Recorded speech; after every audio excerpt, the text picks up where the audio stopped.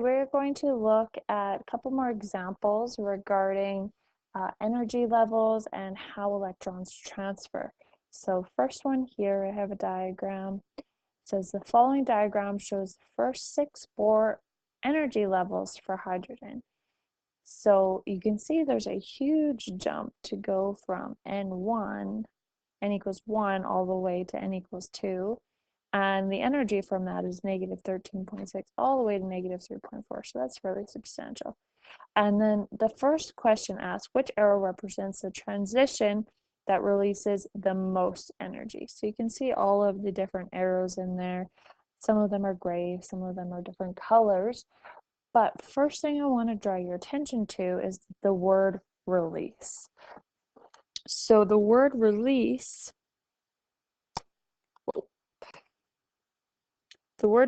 in this case is very, very important. Let's try that again.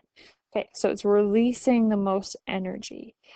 Because it is releasing, that means that it's letting go of energy. So if you think about it, if you're releasing energy, that means you're letting go, and it's actually an easy thing for you to do. It's not like you need energy to do something, it's you're releasing it. So when we're talking about releasing energy, it means that we're going back to that ground state, because that's the easy thing for us to do. So we're going to want the biggest jump to go to ground state. So in this case, the line on the far left will be our biggest energy release, because we are releasing energy to go from level 6 to level 1. So going from n equals 6 to n equals 1 releases the most energy. And what is it? Well, let's figure that out. Change in energy equals absolute value EF minus EI, so negative 13.6 minus negative 0.38 absolute value, and that's actually going to give us 13.22 electron volts.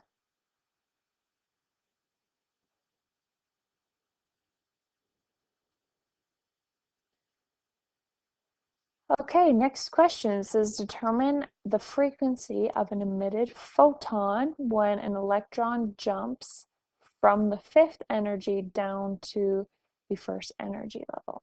So we're going to be looking at that second arrow there, because it's going from the 5th down to 1st. So it's still releasing energy. It's still something easy to do to go to ground level.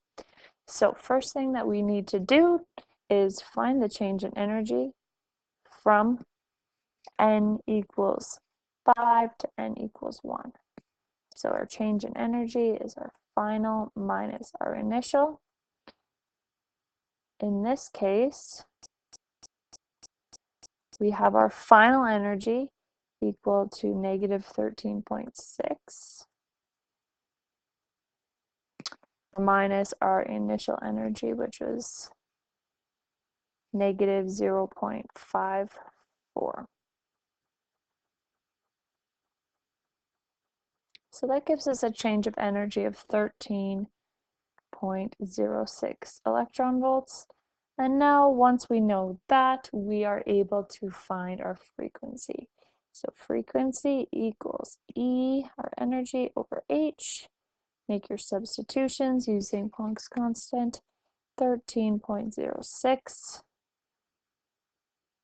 divided by 4.14 times 10 to the negative 15.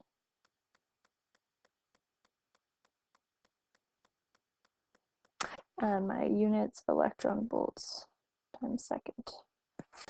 And our final frequency is 3.15 times 10 to the 15 hertz. So same diagram for question C. It says determine the wavelength of an absorbed photon when an electron transitions from the 1st energy level up to the 2nd energy level. So in this case, we're actually no longer going to be releasing energy, but we need to get more energy to go to the second energy level. So we're going from n equals 1 to n equals 2. So let's find our change in energy using our diagram. The absolute value of EF minus EI sub n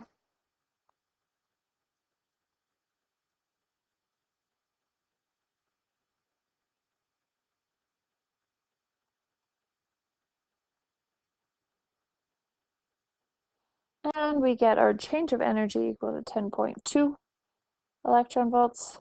And now we need to find the wavelength. So we're going to find the wavelength using HC over E. So you can go ahead and do that, pause the video. So just like any theory, Bohr's model, of course, had its weaknesses.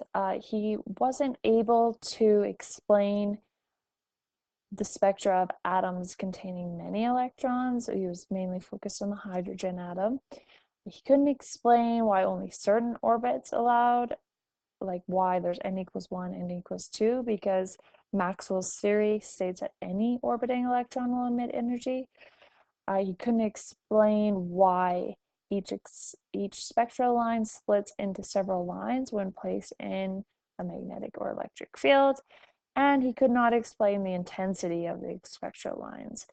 So just like any other physicist, he was hoping to improve his model and was able to do so in the years to come. So a bunch of different people collaborated to come up with the next model that we're going to look at. The first person to help a lot was de Broglie, and we've mentioned him briefly before. And the reason we mentioned him is because he was the first person to suggest that particles moved in wave formations. So particles not only can move in wave formations, but they can have wave properties. So he suggested this, and then together it kind of came up with a new method.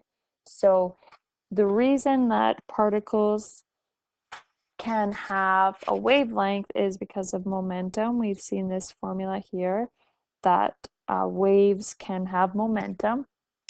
Let's try that again.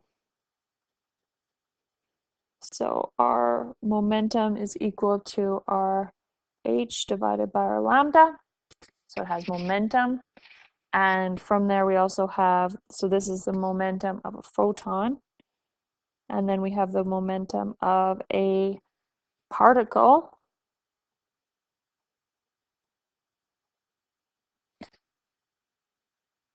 And from there, we can actually say that those two things are equal. So h over lambda equals mv. So in that, when we manipulate this formula, we could say that our lambda is equal to our h divided by our mass times velocity. So that being said, sure, let's try it. Particles can behave as waves. So in this model, they just said that if it were to work, they have to meet the exact wavelength to fit in that orbit level. If they don't meet the wavelength as portrayed in the right diagram, then it will not fit in the orbital. So both of these represent the Bohr orbit. And then the lines here represent the wavelength. So you can picture it going around, around, around of the electron. So quite a wild idea here that an electron actually travels in a wave. So if this is the case, then we have a very good reason for why energy levels are quantized. It's because if they travel in a wavelength that isn't meeting the energy level, then it will not exist there. So only the certain wavelengths will be able to travel in the path. This also solved another problem that we had with the previous methods, and that was that they would give off EMR and decay. But if they can exist as standing waves, it would also explain why they wouldn't give off EMR as they orbit around the nucleus, because it's not an accelerating particle. So that brings us to the most refined model that we have. It incorporates a lot of Bohr's model, and it is called, to most people, the electron cloud model.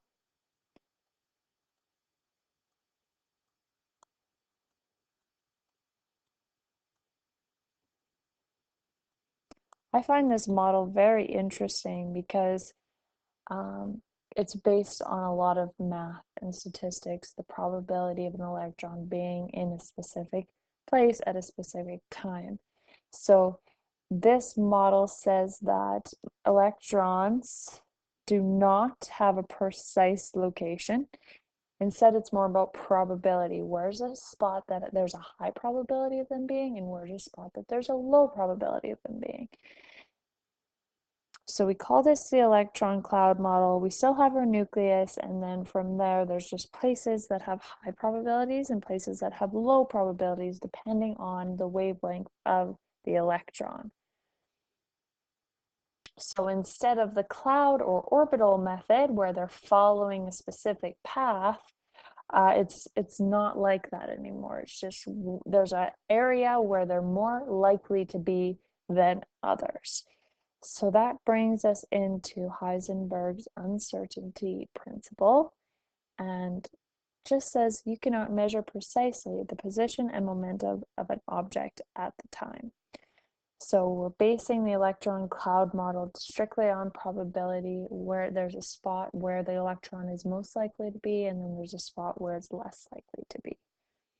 So it's more likely to be, sure, in that ring around, but that doesn't mean that it can't be in other places because it's traveling in a wave. So the great thing about this method is that we were able to come up with more evidence as to why it works, not just solely based on the hydrogen model, hydrogen atoms. So they were also able to do it with the helium, and they were added another proton to the nucleus to make it a helium atom. And then they found that with more positive charge in the nucleus, the electrostatic force on the electron is stronger, pulling it to the nucleus. That makes sense. And the velocity of the electron changes, which changes the wavelength and therefore the orbital radius. So essentially, when we add that in, we have different orbital levels pertaining specifically to the helium atom. So this is the accepted model for the last about 100 years and currently accepted today.